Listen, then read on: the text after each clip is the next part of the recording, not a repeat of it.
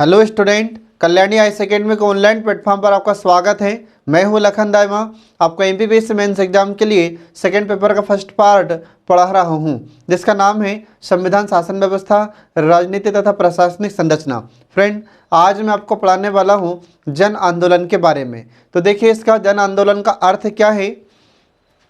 तो देखिए, इसमें जन आंदोलन का अर्थ होता है कि जब लोग वर्तमान व्यवस्था से असंतुष्ट होते हैं और उसमें परिवर्तन लाने के लिए एक सामूहिक प्रयास करते हैं, तो उसे हम क्या कहते हैं, उसे हम जन आंदोलन कहते हैं।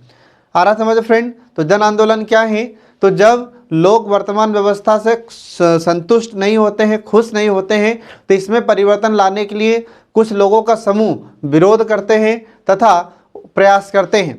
तो जो वर्तमान व्यवस्था है उसको बदलने का प्रयास करते हैं कुछ लोग मिलकर और विरोध करते हैं, तो इसे ही हम जन आंदोलन के नाम से जानते हैं। इसका एक और अर्थ होता है जो आपको ध्यान रखना है। तो एक और अर्थ है कि विशेष उद्देश्य की प्राप्ति हेतु जनता द्वारा चलाया गया आंदोलन ही जन आंदोलन कहलाता है, और यह सामाजिक, राजनीतिक क्रिया और प्रयास, सामूहिक प्रयास होता है फ्रेंड, जो आपको ध्यान रखना है। आ रहा समझ में। तो फिर से एक बार समझिए, इसका दूसरा अर्थ क्या है। तो दूसरा अर्थ होता है कि विशेष उद्देश्य की प्राप्ति। ठीक है, कभी कभी क्या होता है कि जो वर्तमान व्यवस्था होती है उसको ना बदलते हुए भी कुछ उद्देश्य की प्राप्ति के लिए जनता के द्वारा आंदोलन चलाया जाता है, और यह सामाजिक, राजनीतिक क्रिया और सामूहिक प्रयास होता है। तो इसे हम जन आंदोलन के नाम से जानते हैं। अब इसके बाद में जन आंदोलन से संबंधित कुछ विद्वानों के द्वारा परिभाषाएं दी गई है। तो किसने किसने कौन सी परिभाषा दी है, ये आपको ध्यान रखना है। तो पहली परिभाषा देखिए, इसमें हार्टन एवं हंट के अनुसार। तो हार्टन एवं हंट ने जन आंदोलन के बारे में क्या बोला है, तो देखिए इसमें इनकी परिभाषा। तो इनकी परिभाषा है कि जन आंदोलन समाज अथवा उसके सदस्यों में परिवर्तन लाने अथवा उसका विरोध करने का एक सामूहिक प्रयास होता है। ये इन्होंने कहा है हार्टन एवं हंट ने। तो ये आपको ध्यान रखना फ्रेंड। यदि आपसे 3 अंक का क्वेश्चन पूछा जाता है और उसमें पूछा जाता है कि जन आंदोलन की एक परिभाषा लिखिए, तो आपको इन विद्वानों की परिभाषा लिखनी होगी। इसके बाद फिर अब आगे देखिए, इसमें अगले विद्वान हैं हर्बर्ट ब्लूमर के अनुसार। तो हर्बर्ट ब्लूमर ने क्या बोला है, तो इन्होंने बोला है कि जन आंदोलन जीवन की एक नई व्यवस्था को स्थापित करने के लिए सामूहिक प्रयास होता है। ये हर्बर्ट और ब्लूमर ने बोला है, जो आपको ध्यान रखना फ्रेंड। आ रहा समझ में। इन्होंने क्या बोला हर्बर्ट ब्लूमर ने, तो इन्होंने बोला कि जन आंदोलन जीवन की एक नई व्यवस्था को स्थापित करने के लिए सामूहिक प्रयास होता है। ये आपको ध्यान रखना है। इसके बाद फिर इसका उद्देश्य क्या होता है फ्रेंड, तो इसका उद्देश्य देखिए जन आंदोलन का कि सामाजिक, आर्थिक व राजनीतिक क्षेत्रों में आंशिक अथवा आमूलचूल परिवर्तन लाना या उसका विरोध करना होता है। ये जन आंदोलन का उद्देश्य होता है। तो यदि आपको 3 अंक में क्वेश्चन पूछा जा रहा है कि बताइए जन आंदोलन के उद्देश्य क्या होते हैं, तो आपको उद्देश्य में ये लिखना होगा फ्रेंड। ठीक है। अब इसके बाद में जन आंदोलन की प्रकृति क्या होती है तथा इसका स्वरूप क्या है। तो जन आंदोलन का स्वरूप या उनकी प्रकृति किस प्रकार की होती है फ्रेंड, तो देखिए इसमें पहला पॉइंट इसका पहला पॉइंट है कि जन आंदोलन दबाव या ये हित समूह नहीं होते हैं। ये तो क्या है, लोगों का समूह है। ध्यान रखना कि ये कोई दबाव समूह नहीं होता है और ना कोई ये हित समूह होता है। इसके बाद फिर अगला पॉइंट आता है इसमें कि जन आंदोलन ये कोई संस्थाएं नहीं होती, ये कोई संगठन नहीं होते। इसके बाद फिर ये कोई समितियां नहीं होती। तो जन आंदोलन न तो समितियां होती हैं, न ही संस्थाएं होती हैं, और न ही कोई हित समूह या कोई दबाव समूह होते हैं। ठीक है, तो ये आपको ध्यान रखना है फ्रेंड। तो फिर क्या होते हैं ये, तो ये सिर्फ लोगों का समूह होता है, जो कुछ लोग मिलकर इसमें प्रयास करते हैं। इसके बाद फिर आगे देखिए जन आंदोलन की विशेषताएं। अब जन आंदोलन की विशेषताएं कौन कौन सी फ्रेंड, तो पहली विशेषता देखिए इसमें दबाव का समावेश होता है। आ रहा समझ में। अब दबाव का समावेश, तो देखिए इसमें तो प्रत्येक सामाजिक आंदोलन में दबाव का कुछ न कुछ तत्व जरूर होता है। तो हम देखते हैं कि जब भी कोई आंदोलन होता है तो आंदोलन के माध्यम से सरकार पर दबाव बनाने का प्रयास किया जाता है। इसके बाद फिर किसी आंदोलन के उद्देश्य चाहे कितने भी अच्छे हो, समाज में कुछ समूह या वर्ग ऐसे भी होते हैं जो आंदोलन के विरोधी होते हैं, और इस दशा में आंदोलन तब तक प्रभावपूर्ण नहीं होता या प्रभावपूर्ण नहीं बनता जब तक सरकार या शासन पर परिवर्तन के लिए दबाव न डाला जाए। आ रहा समझ में? ये आपको ध्यान रखना फ्रेंड। तो जो आंदोलन होता है, तो दबाव, आंदोलन कैसा भी हो, चाहे सामाजिक आंदोलन हो या कोई परिवर्तन के लिए आंदोलन हो, कोई सा भी हो, उसमें दबाव अवश्य होता है। आ रहा समझ में? और ऐसा नहीं है कि सारे के सारे लोग आंदोलन का समर्थन करते हैं। कुछ लोग ऐसे भी होते हैं जो आंदोलन के खिलाफ में होते हैं, आंदोलन के विरुद्ध होते हैं, आंदोलन के विरोधी होते हैं। आ रहा समझ में? ये आपको ध्यान रखना है। इसके बाद फिर अगला आता है विकास। अगली विशेषता है आंदोलन की विकास। तो कोई भी जन आंदोलन एक निर्मित वस्तु नहीं होता, बल्कि उसका धीरे धीरे विकास होता है। तो जो भी आंदोलन शुरू होता है तो ऐसा नहीं है कि पहले से उसको तैयार करके रखा था। इसमें तो क्या होता है कि शुरू हुए कुछ लोग और फिर धीरे धीरे बहुत सारे लोग इसमें जुड़ जाते हैं। आ रहा समझ में?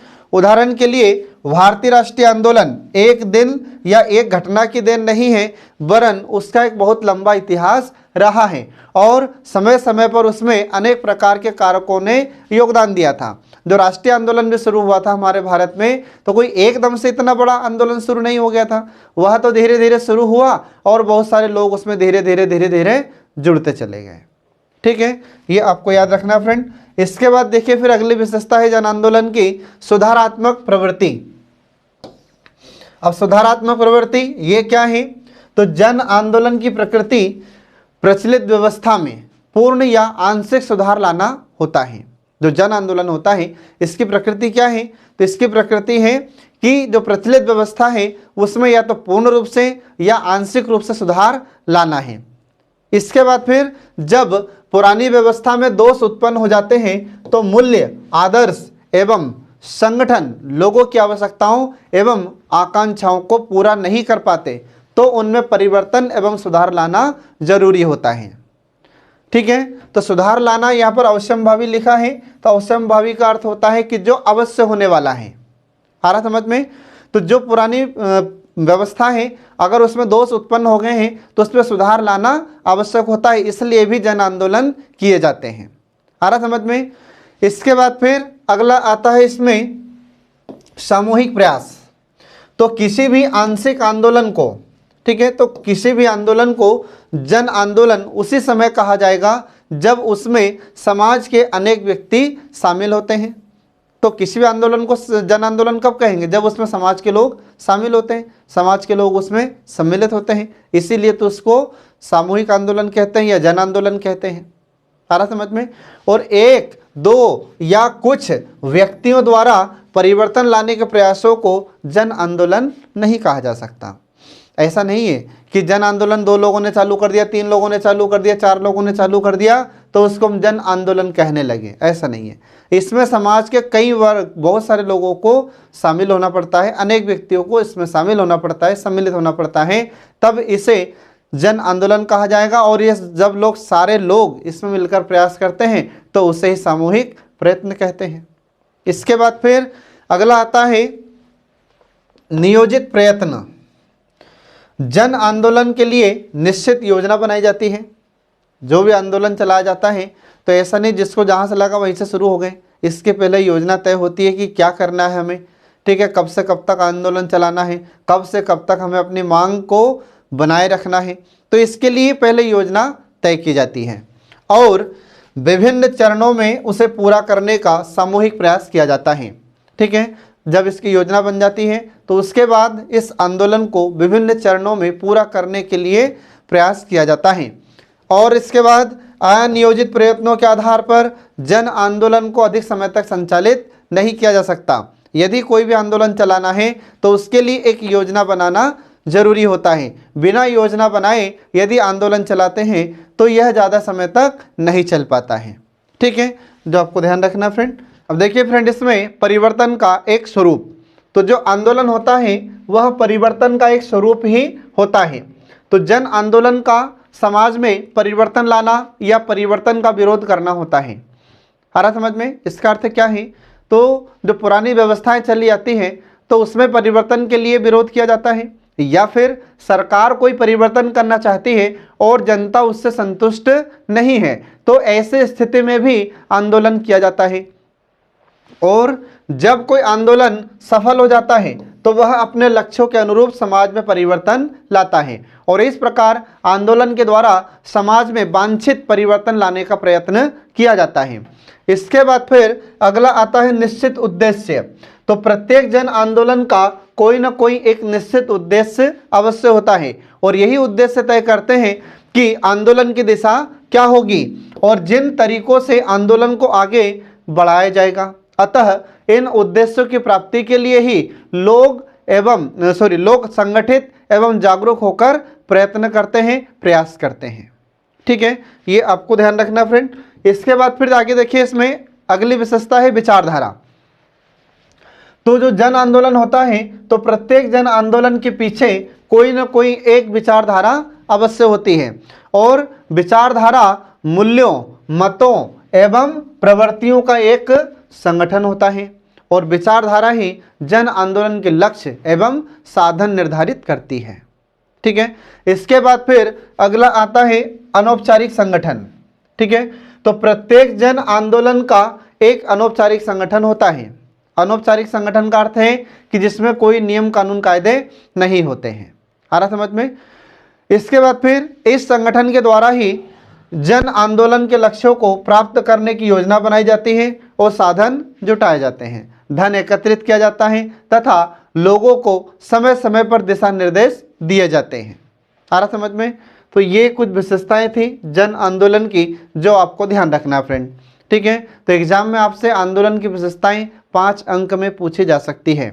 ठीक है, तो जैसा हमने आपको बताया है इसी प्रकार से आपको एग्जाम में लिखना है। अब इसके बाद देखिए इसमें आगे आंदोलन के प्रकार। अब आंदोलन के कितने प्रकार होते हैं, तो देखिए इसमें पहला प्रकार होता है आंदोलन का रूपांतरणकारी आंदोलन। रूपांतरणकारी मतलब परिवर्तित या परिवर्तन वाला आंदोलन। ठीक है, तो रूपांतरणकारी आंदोलन इसका अर्थ होता है कि वह आंदोलन जिसका उद्देश्य एक विशेष व्यवस्था को बदलना होता है। आ रहा समझ में। तो भारत में एक लंबे समय तक निम्न जातियां सभी तरह की सुविधाओं और अधिकारों से वंचित रही थी। इसके फलस्वरूप दलित जातियों और पिछड़ी जातियों ने उच्च जातियों के एकाधिकार को चुनौती देकर सामाजिक व्यवस्था को एक नया रूप देने के लिए आंदोलन किया है। और दक्षिण भारत में, तो दक्षिण भारत में जैसे द्रविड़ मुन्नेत्र कड़गम, ठीक है, ये एक संगठन का नाम होता है जिसको डीएमके के नाम से जाना जाता है। तो द्रविड़ मुन्नेत्र कड़गम निम्न जातियों द्वारा ब्राह्मण व्यवस्था के विरुद्ध किया जाने वाला एक आंदोलन था जिसने बाद में राजनीतिक रूप ले लिया। आ रहा समझ में। तो पहले इन जातियों के लोगों ने आंदोलन किया, द्रविड़ मुन्नेत्र कड़गम, बाद में फिर क्या हुआ, तो बाद में यह राजनीतिक दल के रूप में अस्तित्व में आ गया। इसके बाद फिर अगला आंदोलन आता है क्रांतिकारी आंदोलन। तो ऐसा आंदोलन में वर्ग संघर्ष की भावना बहुत गहरी होती है। इसके द्वारा समाज की सामाजिक, राजनीतिक और आर्थिक व्यवस्था में आमूलचूल परिवर्तन लाने की कोशिश की जाती है। इसमें हिंसा और संघर्ष के द्वारा परिवर्तन को भी बुरा नहीं समझा जाता है। उदाहरण के लिए हमारे भारत में नक्सलवादी आंदोलन। ठीक है, तो भारत में जो नक्सलवादी आंदोलन है ये समाज में परिवर्तन लाने के लिए या सुधार के लिए शुरू किया गया था शुरुआत में। ठीक है, इसके बाद फिर हमारे भारत में भी हम देखते हैं तो भारत में भी आज़ादी के लिए कई आंदोलन किए गए थे। ठीक है, इसके बाद फिर अगला आता है विरोधपूर्ण आंदोलन। अब विरोधपूर्ण आंदोलन इसका मतलब क्या होता है, तो इसका अर्थ होता है कि वह आंदोलन जिसका उद्देश्य शोषण के विरुद्ध अपने विरोध को स्पष्ट कर किसी समुदाय द्वारा अपनी स्थिति में सुधार करना होता है। ऐसे आंदोलन संपूर्ण सामाजिक, आर्थिक, राजनीतिक व्यवस्था में परिवर्तन लाने के लिए नहीं किए जाते, जैसे श्रमिक आंदोलन, जैसे किसान आंदोलन। आ रहा समझ में, ये आपको ध्यान रखना फ्रेंड। इसके बाद फिर अगला आंदोलन आता है सुधारवादी आंदोलन। तो ऐसे आंदोलन का उद्देश्य लोगों के परंपरागत विश्वासों, मनोवृत्तियों और जीवन शैली में परिवर्तन लाना होता है। और मध्यकाल में जैसे भक्ति आंदोलन चलाया गया था, और 19वीं शताब्दी में जैसे ब्रह्म समाज तथा आर्य समाज द्वारा सामाजिक कुरीतियों को दूर करने के लिए आंदोलन चलाए गए थे। ठीक है, तो ये आपको ध्यान रखना फ्रेंड। एग्जाम में आपसे इनको अलग अलग करके भी पूछा जा सकता है, या तो 5 अंक में आपसे पूछा जा सकता है कि आंदोलन के प्रकार लिखिए, या फिर सुधारवादी आंदोलन किसे कहते हैं, क्रांतिकारी आंदोलन किसे कहते हैं, विरोधपूर्ण आंदोलन किसे कहते हैं, यह भी अलग अलग आपसे पूछा जा सकता है। 3-3 अंक में या 5 अंक में भी आपसे क्वेश्चन पूछा जा सकता है। इसके बाद फिर अगला आता है जन आंदोलन की उत्पत्ति के कारण। तो जन आंदोलन की उत्पत्ति के कारण कौन कौन से हैं फ्रेंड? तो पहला कारण है असंतोष, सबसे पहला कारण। ठीक है, तो प्रचलित सामान्य व्यवस्था के प्रति लोगों में जब व्याप्त असंतोष होता है तो यह जन आंदोलन की उत्पत्ति का प्रमुख कारण होता है। आ रहा समझ में? दूसरा कारण होता है परिवर्तन की इच्छा। ठीक है, तो जब समाज के एक बड़े वर्ग में वर्तमान में परिवर्तन लाने की इच्छा उत्पन्न होती है, तो वर्तमान व्यवस्था में परिवर्तन लाने के लिए जो प्रयत्न किया जाता है, इसी से फिर जन आंदोलन का उदय होता है। आ रहा समझ में? तो कई बार आपने देखा होगा कि जो पुरानी व्यवस्थाएं चली आ रही है और उसमें कोई परिवर्तन सरकार नहीं करना चाहती, तो फिर जनता उसमें परिवर्तन चाहती है और इस परिवर्तन के लिए फिर आंदोलन करते हैं। इसके बाद फिर अगला आता है सामाजिक विघटन। तो जब समाज में विघटन की स्थिति उत्पन्न होती है, तब जब जन आंदोलन होते हैं या जन आंदोलन का उदय होता है या जन्म होता है। ठीक है, परिवर्तनशील समाजों में आंदोलन अधिक होते हैं क्योंकि ऐसे समाजों में विघटन की संभावना अधिक होती है, और जन विघटन के कारण लोगों में विभिन्न प्रकार के भ्रम, असुरक्षा, अन्याय, भ्रष्टाचार, गरीबी, अनिश्चितता पैदा हो जाती है और फलस्वरूप जन आंदोलन होते हैं। ठीक है, ये आपको ध्यान रखना फ्रेंड। इसके बाद फिर अगला आता है इसमें परिवर्तनशील सामाजिक स्थिति। तो परिवर्तनशील सामाजिक परिस्थिति, इसका अर्थ क्या होता है? तो जब व्यक्ति की सामाजिक परिस्थिति में जल्दी परिवर्तन होता है या शीघ्र परिवर्तन होता है, तो वह जन आंदोलन की ओर अधिक आकृष्ट होता है, क्योंकि ऐसी स्थिति में उसका किसी परिस्थिति एवं व्यवस्था के प्रति लगाव नहीं हो पाता।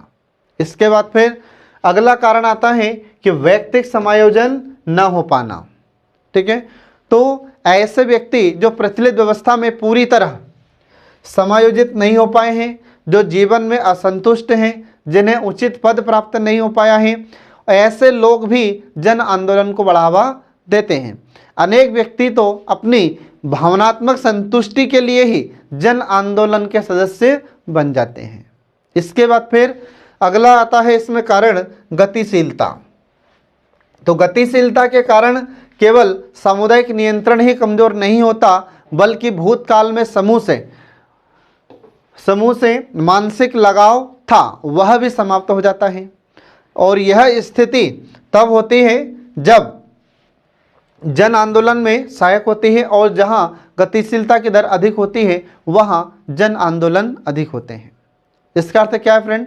इसका अर्थ यह होता है कि जहां पर समाज गतिशील होता है, जहां पर समाज विकासवादी होता है, जहां पर समाज विकसित होता है, तो वहां पर आंदोलन ज़्यादा होते हैं, वहां पर आंदोलन तेज होते हैं। क्योंकि जो विकसित समाज है, पढ़ा लिखा समाज है, वह किसी भी प्रकार की सरकार की गलत नीतियों को समझ जाता है और तुरंत वह आंदोलन करना शुरू कर देता है।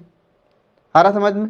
अगर सरकार कुछ भी गलत निर्णय लेती है या गलत निर्णय लेने जा रही है, या ऐसा कोई निर्णय जिससे पब्लिक या जनता संतुष्ट नहीं है, तो ऐसे गतिशील समाज तुरंत आंदोलन करना शुरू कर देते हैं। इसके बाद फिर अब आगे देखिए, इसमें अगला आता है अन्याय। तो जब किसी व्यवस्था में लोगों को प्रगति के अवसर उपलब्ध नहीं होते हैं, न्याय महंगा होता है और लोगों पर अन्याय, अत्याचार किया जाता है, तो उन ऐसी स्थिति में फिर आंदोलन होते हैं, या फिर उनका शोषण किया जाता है, उन्हें अधिकारों से वंचित किया जाता है और समाज में अत्यधिक असमानता व्याप्त हो जाती है, तो ऐसी स्थिति में आंदोलन होते हैं। इसके बाद फिर अगला आता है सीमांतता। अब सीमांतता इसका अर्थ क्या होता है, तो सीमांत व्यक्ति ऐसे व्यक्ति को कहा जाता है जिसे किसी समूह में पूरी तरह से स्वीकार नहीं किया जाता है, ऐसे लोगों को सीमांत व्यक्ति कहा जाता है। और यही व्यक्ति स्वयं भी समूह से एकीकृत नहीं हो पाते हैं और कई बार शरणार्थी दूसरे स्थान से आकर बस जाते हैं, और जो लोग दूसरे देश से आकर बसते हैं तो उन लोगों को वहाँ के लोग भी स्वीकार नहीं करते। आ रहा समझ में। और जो लोग आकर बसते हैं तो उन लोगों को उस देश की व्यवस्था भी समझ में नहीं आती है, उस देश की व्यवस्था के अनुसार भी ये लोग नहीं रह पाते हैं, उस व्यवस्था को आत्मसात नहीं कर पाते हैं, तथा अपने आप को ये लोग असुरक्षित महसूस करते हैं। और ऐसी स्थिति में ये शरणार्थी लोग फिर आंदोलन में भाग लेते हैं, आंदोलन को बढ़ावा देते हैं। आ रहा समझ में। इसके बाद फिर अगला आता है सामाजिक पृथक्करण। जो व्यक्ति समाज द्वारा पृथक कर दिए जाते हैं, तो पृथक्करण के कारण वे समुदाय के औपचारिक व अनौपचारिक जीवन में बहुत ही कम भाग ले पाते हैं, उनके जन संबंध भी शिथिल हो जाते हैं, और ऐसी स्थिति में ऐसे लोग जन आंदोलन में भाग लेते हैं या आंदोलन को बढ़ावा देते हैं। ठीक है फ्रेंड, ये आपको ध्यान रखना है। अब इसके बाद देखिए इसमें जन आंदोलन के विकास के चरण। तो जन आंदोलन के कौन कौन से चरण होते हैं, तो देखिए इसमें पहला चरण होता है जन्म। ठीक है, तो कोई भी आंदोलन शुरू होता है फ्रेंड तो उसका पहला चरण क्या होगा, तो पहला चरण होगा जन्म, क्योंकि कोई भी आंदोलन शुरू हुआ तो उसकी शुरुआत है तो वह जन्म ही होगा। ठीक है, तो जब कोई भी प्रचलित व्यवस्था लोगों की आवश्यकताओं की पूर्ति करने में असमर्थ हो, कोई सी व्यवस्था हो और वह व्यवस्था जब लोगों की आवश्यकताओं की पूर्ति नहीं कर पा रही है या लोगों की आवश्यकताओं की पूर्ति नहीं हो पा रही है, ठीक है, और ऐसे व्यवस्था लोगों की आवश्यकताओं की पूरी करने में असमर्थ है, समाज में विघटन, परिवर्तन एवं असंतोष की मात्रा अधिक है, तो जन आंदोलन का जन्म होता है या जन आंदोलन की शुरुआत होती है। ऐसा कोई भी आंदोलन शुरू होता है। इसके बाद दूसरा चरण आता है, तो दूसरा चरण होता है इसमें उत्तेजना। ठीक है, उत्तेजना मतलब लोग आंदोलन करने के लिए तैयार होते हैं। ठीक है, तो प्रारंभ में असंतोष के कारण स्पष्ट होने लगते हैं और धीरे धीरे यह आंदोलन बढ़ने लगता है, आंदोलन में लोग भाग लेने लगते हैं। आ रहा समझ में। तो प्रारंभ में तो असंतोष सामान्य प्रकृति का होता है, लेकिन धीरे धीरे यह उग्र होने लगता है, और जब यह असंतोष उग्र होने लगता है तो इसका परिणाम क्या होता है, तो इसका परिणाम होता है कि लोग उत्तेजित होकर आंदोलन में भाग लेना शुरू कर देते हैं, और ऐसी स्थिति में नेतृत्व का विकास होता है। तो आपने देखा होगा कि आंदोलन में कोई ना कोई लोग नेतृत्व करते हैं। आ रहा समझ में। और लोग उत्तेजित होने लगते हैं और ढेर सारे लोग आंदोलन के साथ जुड़ जाते हैं। इसके बाद फिर अगला आता है तृतीय चरण। तो तृतीय चरण इसको कहा जाता है औपचारीकरण। ठीक है, तो औपचारिकीकरण का अर्थ क्या होता है, तो देखिए इसमें तो नेतृत्व आंदोलनकारियों को एक औपचारिक संगठन में बांधता है। इसके अभाव में लोग आंदोलन से अपना संबंध विच्छेद भी कर सकते हैं। आ रहा समझ में। जो लोग जुड़े हैं तो उनको कुछ बताना भी पड़ता है कि हमको कब तक आंदोलन करना है, कैसे आंदोलन करना है, सारी बातें उनको बताई जाती हैं। ठीक है, अगर ये सारी बातें उनको पता नहीं होगी तो कुछ लोग आंदोलन से भाग जाएंगे, आंदोलन से अपने आप को अलग कर लेंगे। और इस चरण में आंदोलन के पदाधिकारी एवं कार्यविधि तय की जाती है। तो जो भी आंदोलन चलाया जाता है तो उस आंदोलन का कोई ना कोई एक मुखिया अवश्य होता है। इसके बाद फिर आंदोलन का कार्य क्या है, उसकी सब विधि तय की जाती है, कार्यविधि तय की जाती है, कब तक आंदोलन करना है, कैसे करना है, कहाँ कहाँ पर चलकर आंदोलन करना है, ये सारी बातें आंदोलनकर्ताओं को बताई जाती है। फिर आंदोलन के लिए एक फंड भी एकत्रित किया जाता है। अब आपने देखा होगा कि आंदोलन ऐसे फ्री में चलता है क्या, नहीं चलता, उसके लिए भी पैसे की आवश्यकता होती है। क्यों, क्योंकि वहाँ पर जो लोग आंदोलन कर रहे हैं तो उनको खाना भी चाहिए। ठीक है, इसके अलावा और भी जो आवश्यक वस्तुएं हैं उनकी भी ज़रूरत है उन्हें। तो वे सारी वस्तुएं उन्हें प्राप्त होगी, तभी तो आंदोलन करेंगे। सारी वस्तुएं उन्हें खाने पीने की प्राप्त होगी, तभी तो ये लोग आंदोलन करेंगे। तो अगर ये चीज़ें इन्हें प्राप्त नहीं होगी तो क्या ये लोग लगातार आंदोलन कर पाएंगे? नहीं कर पाएंगे। तो इसलिए धन की आवश्यकता होती है, एक फंड की आवश्यकता होती है आंदोलन को चलाने में। आ रहा समझ में? इसके बाद फिर तथा आंदोलन की विचारधारा भी स्पष्ट हो जाती है, ये आपको ध्यान रखना फ्रेंड। तो ये यहाँ पर आंदोलन का तीसरा चरण समाप्त हुआ। अब देखिए इसमें जन आंदोलन का अगला चरण, तो अगला चरण है चौथा चरण या चतुर्थ चरण जिसे हम कहते हैं। तो इसका चौथा चरण का है संस्थाकरण। अब संस्थाकरण इसका मतलब क्या होता है? तो जब कोई आंदोलन लंबे समय तक चलता है तो उसका कोई न कोई एक संस्थात्मक रूप विकसित हो जाता है। इसके और उसके कुछ नियम होते हैं, इसके लिए भवन तैयार हो जाता है, फिर इसके कुछ अधिकारीगण होते हैं, फिर इनका कुछ एक झंडा तैयार हो जाता है, साहित्य आदि तय हो जाते हैं। तो ऐसे फिर एक संस्थात्मक रूप धारण कर लेता है यह। आ रहा समझ में? इसके बाद फिर अगला चरण आता है पांचवा चरण। तो पांचवा चरण होता है समापन। तो कुछ आंदोलन तो अपने लक्ष्य की प्राप्ति के बाद और कुछ बीच में ही समाप्त कर दिए जाते हैं या समाप्त हो जाते हैं। कुछ आंदोलन लंबे समय तक चलते रहते हैं और एक संस्था की स्थिति ग्रहण कर लेते हैं। ऐसे आंदोलन के 5 चरण होते हैं फ्रेंड, तो ये आपको ध्यान रखना है। तो एग्जाम में अगर आपसे क्वेश्चन पूछा जाता है कि आंदोलन के चरण कितने होते हैं, यह 3 नंबर में पूछा जा सकता है और 5 नंबर में भी आपसे पूछा जा सकता है। अगर आपसे पूछा जाता है कि आंदोलन के कितने चरण होते हैं 3 नंबर में, तो आपको कुछ नहीं करना, प्रथम चरण, द्वितीय चरण, तृतीय चरण और चतुर्थ चरण और पंचम चरण, और ये सब इनके नाम लिख देना है, ठीक है। और अगर 5 नंबर में क्वेश्चन पूछा जाता है तो इन 5 चरणों को लिखकर इनकी डिटेल भी आपको लिखनी होगी, ठीक है फ्रेंड। अब इसके बाद देखिए इसमें आगे जन आंदोलन का महत्व, ठीक है। अब जन आंदोलन का महत्व क्या है और इनका प्रभाव क्या होता है? तो पहला प्रभाव या महत्व देखिए कि आंदोलन जायज मांग या बात रखने का एक बेहतर माध्यम होता है, ये पहला महत्व होता है। तो आपने देखा होगा कि जब सरकार जनता की मांगे पूरी नहीं करती है तो लोग फिर इसका एक उचित माध्यम समझते हैं जन आंदोलन को, ठीक है। तो जब मांगे पूरी नहीं होती है तो जनता रोड पर उतर जाती है और आंदोलन करते हैं। आ रहा समझ में? इसके बाद फिर दूसरा है कि समाज के तनाव और जनता के आक्रोश को एक सार्थक दिशा देकर इन आंदोलन में लोकतंत्र की रक्षा की जाती है। आ रहा समझ में? इसके बाद फिर अगला पॉइंट आता है इसमें कि सक्रिय भागीदारी ने भारतीय लोकतंत्र के जन आधार को भी बढ़ाया है। तो हम देखते हैं कि जितने भी आंदोलन होते हैं इन आंदोलन में लोग सक्रिय रूप से भाग लेते हैं जो लोकतंत्र को बढ़ावा देते हैं। आ रहा समझ में? इसके बाद फिर अगला आता है कि जन आंदोलन का इतिहास हमें लोकतांत्रिक राजनीति को बेहतर ढंग से समझने में मदद करता है। तो हम देखते हैं कि जो आंदोलन पहले भी, आज जो वर्तमान में आंदोलन होते हैं, ऐसे आंदोलन हमारे भारतीय इतिहास में भी कई बार हुए हैं, ठीक है।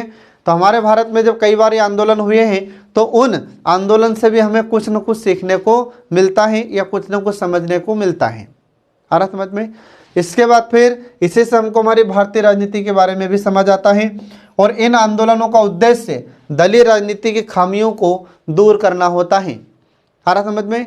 जब ये आंदोलन होते हैं तो इन आंदोलन का उद्देश्य क्या होगा कि जो राजनीति की कमियां हैं उन कमियों को दूर करना है।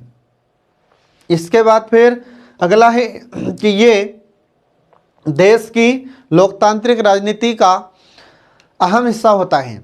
आ रहा समझ में? तो हम देखते हैं कि कहीं पर भी, भारत की बात नहीं है, किसी भी देश में जब आंदोलन होता है तो वह लोकतांत्रिक राजनीति का एक महत्वपूर्ण पहलू होता है, महत्वपूर्ण हिस्सा होता है। इसके बाद फिर अगला महत्व या प्रभाव है कि जन आंदोलन ने समाज के उन नए वर्गों की जन आर्थिक समस्याओं की अभिव्यक्ति दी जो अपने समस्याओं को चुनावी राजनीति द्वारा हल नहीं कर पा रहे थे। आ रहा समझ फ्रेंड? ये आपको ध्यान रखना है। तो ये जन आंदोलन के प्रभाव या महत्व हैं। ये आपसे 5 नंबर में क्वेश्चन आपसे पूछा जा सकता है कि जन आंदोलन का महत्व क्या है या जन आंदोलन का प्रभाव क्या है। अब इसके बाद देखिए इसमें आगे हमारे भारत में कुछ ऐसे आंदोलन हुए हैं जो आपको याद रखना है और आपके एमपीपीएससी मेंस एग्जाम के लिए ये महत्वपूर्ण है आंदोलन। तो ऐसे ही आंदोलनों में पहला आंदोलन देखिए फ्रेंड, इसमें चिपको आंदोलन, ठीक है। अब ये चिपको आंदोलन ये कब हुआ था और कहाँ हुआ था, तो देखिए इसकी शुरुआत, तो इसकी शुरुआत होती है 1973 1973 में चमोली से इसकी शुरुआत हुई थी। और चमोली वर्तमान में कहाँ पर आता है, तो यह उत्तराखंड में आता है फ्रेंड, जो आपको ध्यान रखना है। इसका नेतृत्वकर्ता कौन था, तो इसके नेतृत्वकर्ता में पर्यावरणविद सुंदरलाल बहुगुणा थे और गौरा देवी थी। ठीक है, गौरा देवी को चिपको वुमन के नाम से जाना जाता है। इसका उद्देश्य क्या था, यह आंदोलन क्यों किया गया था, तो इसका उद्देश्य था कि जंगलों की कटाई पर रोक लगाना या जंगलों की कटाई का विरोध करना, इसके लिए आंदोलन शुरू हुआ था। और इसका नाम चिपको आंदोलन क्यों रखा गया था, क्योंकि इसमें जो लोग आंदोलन कर रहे थे तो पेड़ों को काटने से रोकने के लिए ये पेड़ से चिपक जाते थे, आ रहा समझ में। और जो पेड़ कटाई थी तो पेड़ों की कटाई रोक दी इन लोगों ने। ठीक है, तो पेड़ों को बचाने के लिए ये लोग पेड़ से लिपट जाते थे, चिपक जाते थे, इसलिए इस आंदोलन का नाम हुआ चिपको आंदोलन। ठीक है फ्रेंड, ये आपको ध्यान रखना है। इसके बाद फिर ऐसे ही अगला आंदोलन आता है नर्मदा बचाओ आंदोलन। तो नर्मदा बचाओ आंदोलन इसकी शुरुआत 1980 में होती है।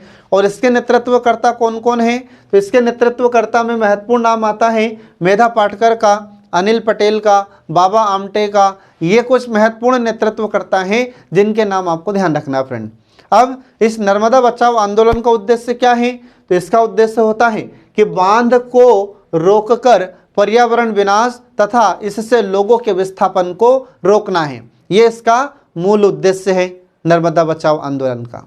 इसके बाद फिर अगला आंदोलन आता है फ्रेंड ताड़ी विरोधी आंदोलन। इसकी शुरुआत कब होती है, तो इसकी शुरुआत 1990 में हुई थी। और कहाँ पर इसकी शुरुआत हुई, तो नेल्लोर जो आंध्र प्रदेश में आता है। ठीक है, और इसके नेतृत्वकर्ता कौन थे, तो इसके नेतृत्वकर्ताओं में छात्राएं थी और महिलाएं थी।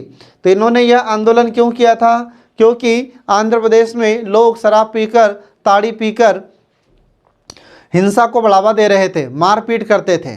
ठीक है, तो इस प्रकार के हिंसाओं से मुक्ति पाने के लिए वहाँ की महिलाओं ने और वहाँ की छात्राओं ने ताड़ी विरोधी आंदोलन चलाया था। इसका उद्देश्य क्या था, तो शराब पर रोक लगाना और ताड़ी पर रोक लगाना। ठीक है फ्रेंड, ये आपको ध्यान रखना है। अब इसके बाद फिर आगे देखिए इसमें दलित पैंथर्स आंदोलन। अब दलित पैंथर्स आंदोलन तो ये क्या था, तो इसकी शुरुआत कहाँ पर हुई थी, तो इसकी शुरुआत 1970 में महाराष्ट्र में हुई थी। और इसके नेतृत्वकर्ता कौन थे, तो इसके नेतृत्वकर्ता थे दलित शिक्षित वर्ग।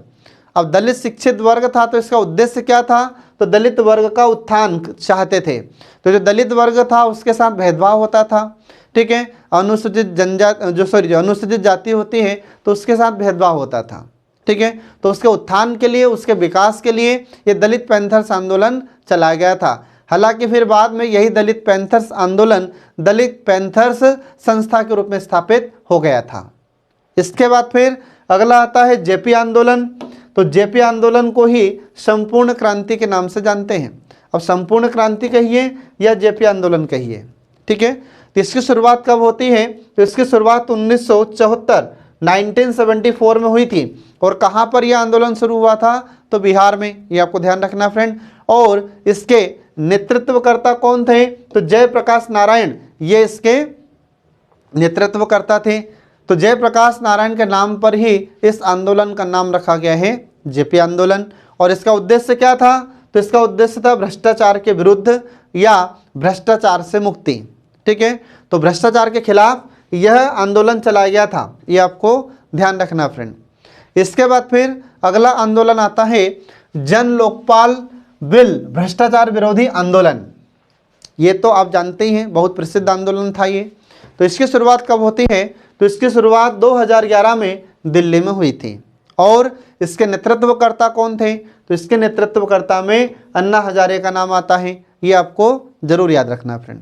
इसके बाद इसका उद्देश्य क्या था, तो इसका उद्देश्य था कि भ्रष्टाचार के नियंत्रण हेतु लोकपाल बिल की मांग या लोकपाल जैसे महत्वपूर्ण पद की स्थापना करना, ये इसके लिए मांग की गई थी लोगों के द्वारा।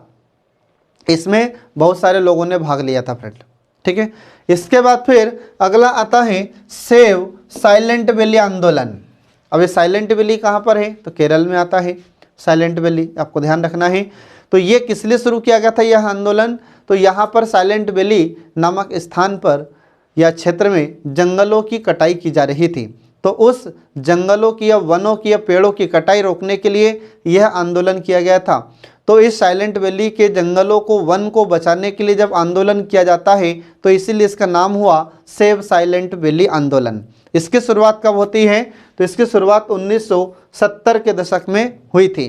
इसका उद्देश्य क्या था? तो साइलेंट वैली ये केरल में आती है, तो वहाँ पर जंगलों को बचाने के लिए जन आंदोलन चलाया गया था। इसके लिए ही इसका नाम सेव साइलेंट वैली आंदोलन हो जाता है।